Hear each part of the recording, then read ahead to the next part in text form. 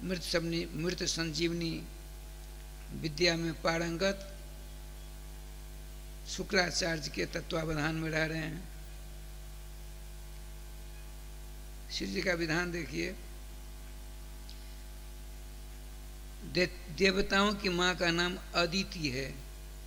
अदिति जी को यह सूचना मिली कि मेरे बच्चों का, देखिए पहले भी आपने सुनी, अब दूसरा आप सुनिए। एक अनधिकार चेष्टा करती है, एक साधिकार चेष्टा करती है। अनधिकार चेष्टा करने वाले को 1 साल का अनुष्ठान करना पड़ता है और 30 नियमों का पालन करने के बावजूद भी फल नहीं मिलता। जो नीति पूर्वक साधिकार चेष्टा करती है तो 12 दिनों का अनुष्ठान करना पड़ता है, 1 नियम का पालन करना पड़ता है। अब भगवान सर्वेश्वर श्याम सुंदर बेटा के रूप में आ जाते हैं, अपने लोग अनधिकार चेष्टा कर रहे हैं।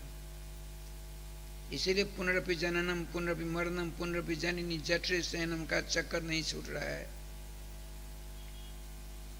यदि यही रवैया रहा तो भूयो बनौका इव जानते बंधनम वाली बात हो जाएगी। 8वें स्कंध में लिखा है,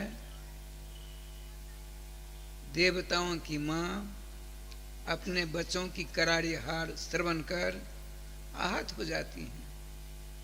मातृ हृदय बड़ा कोमल होता है।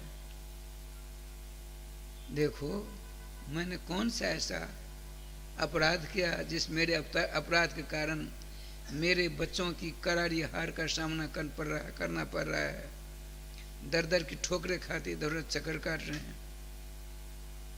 तो इनका आश्रम बहुत विलक्षण है। भगवान कश्यप जी की बड़ी पत्नी है,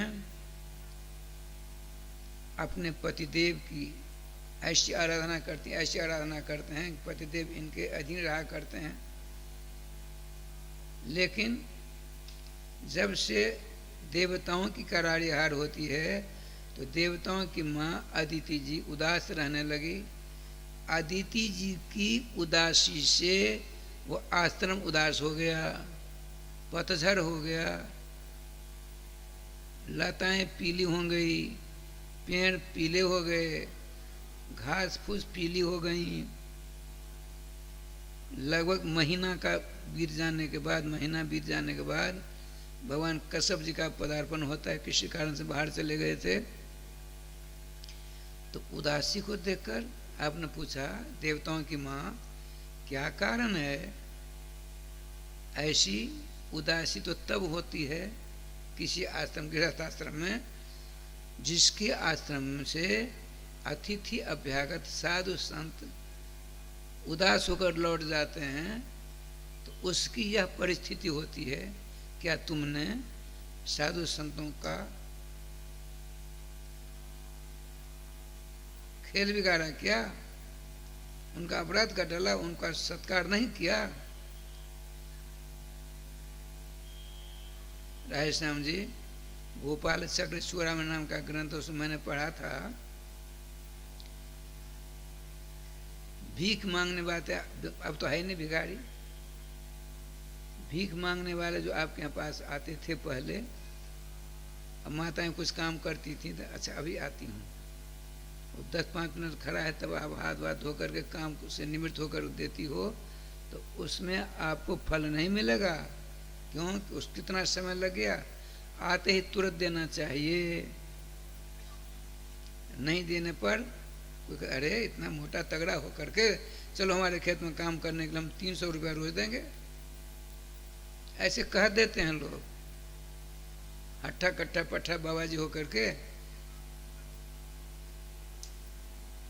चक्कर काट रहा है। हमने अपने कानों सुना है। राधे राधे। श्री जी कृपा देखिए, तो उसमें लिखा है गोपाल चक्र चूड़ामणि नाम ग्रंथ में, भिखारी भीख मांगने किसी के दरवाजे पर नहीं जाते, तो क्या करने जाते? कथा सुनाने। कथा सुनाने ही जाते हैं। उसमें एक श्लोक है, भिक्षुका नहीं जाचनते किम कुर्वन्ति बोधयन्ति गृहे गृहे। किं बोधयन्ति? दीयताम दीयताम नित्यम अदातु गतिरिदृशी। देखिए क्या सुंदर उपदेशात्मक बात है। भिखारी लोग हमारे यहाँ आते हैं, भीख मांगने नहीं आते, उपदेश देने आते हैं। हे सदगृहस्थो, हम जैसे को देखते ही तुरंत कुछ दे दो। दियतम दियतम नित्यम। यदि नहीं दोगे तो मेरे समान तुमको बनना ही पड़ेगा। अदातु गति ईदृशी।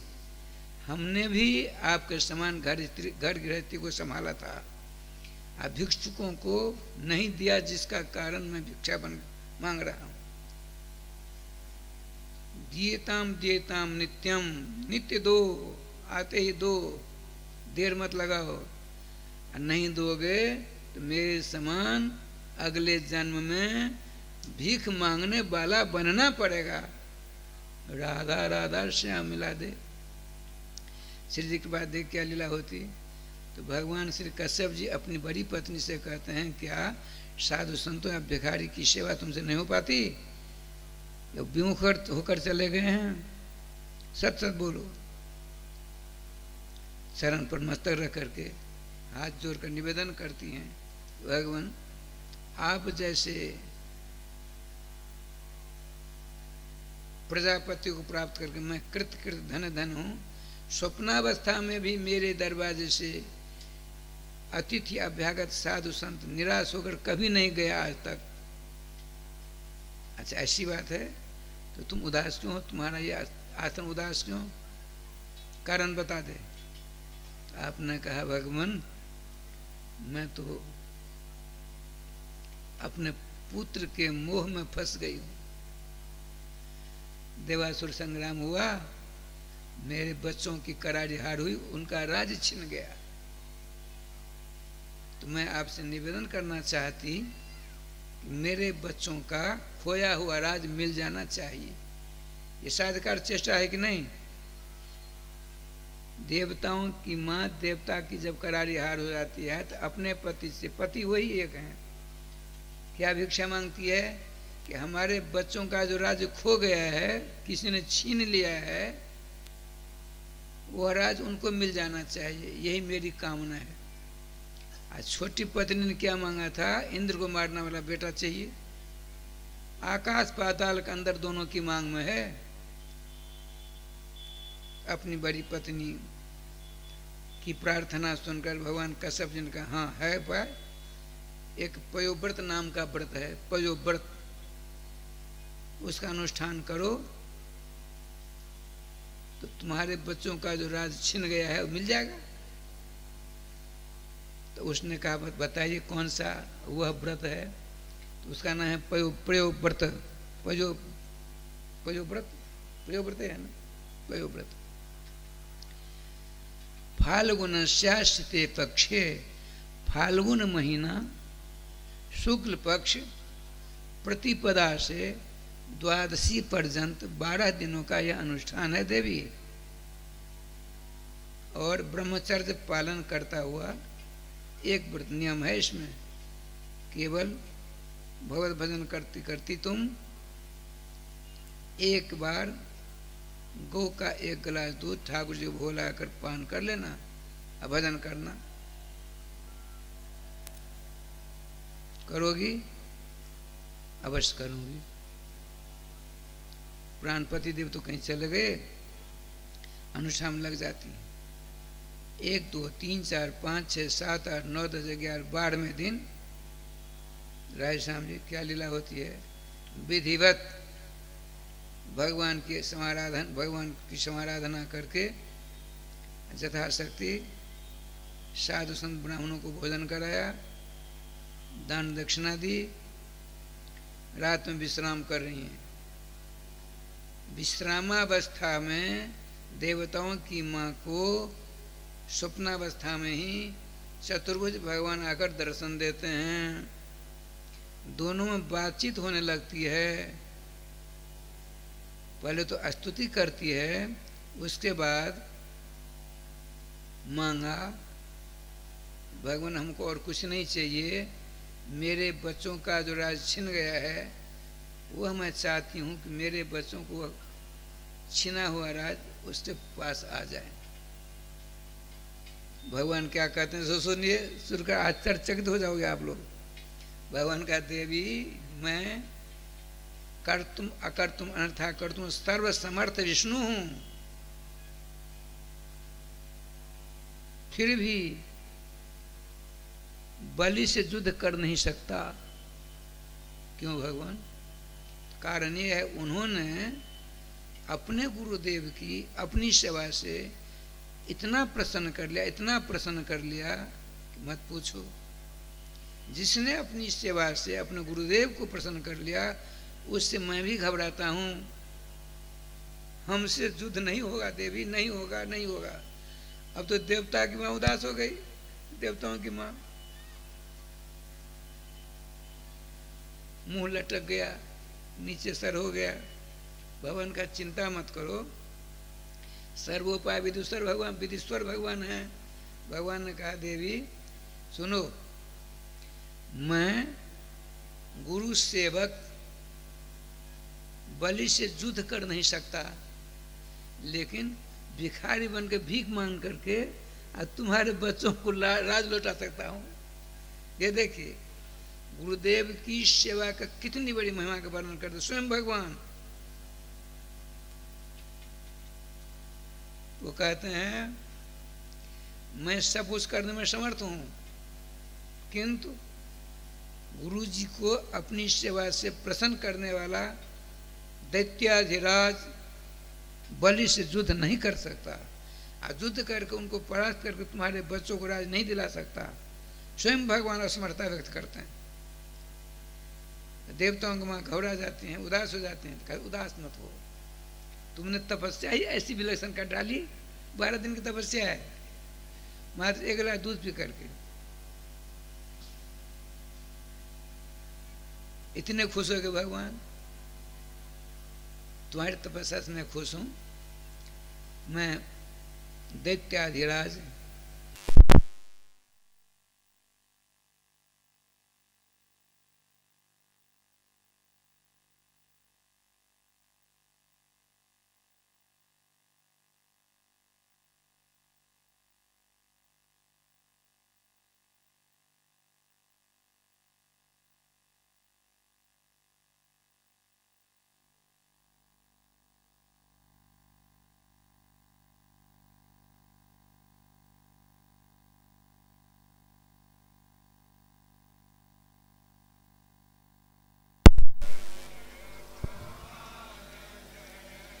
श्री राधा रमण हरे गोविंद जय जय।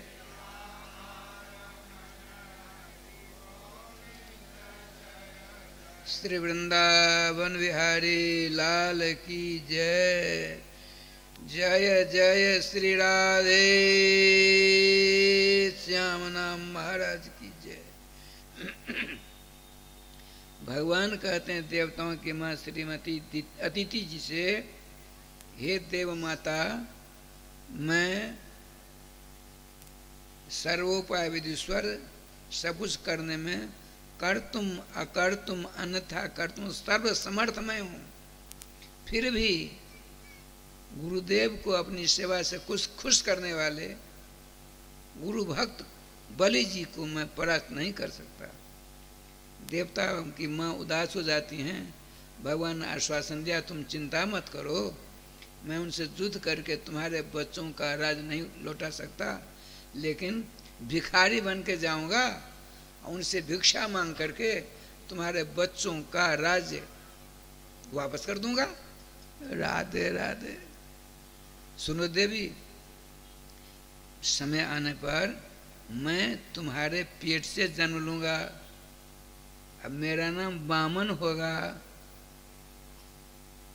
छोटी सी मेरी गात होगी, छोटी सी मेरी शक्ल सूरत होगी, मैं वहां जाकर सब काम कर दूंगा, तुम चिंता मत करो, तुम भजन करो। लेकिन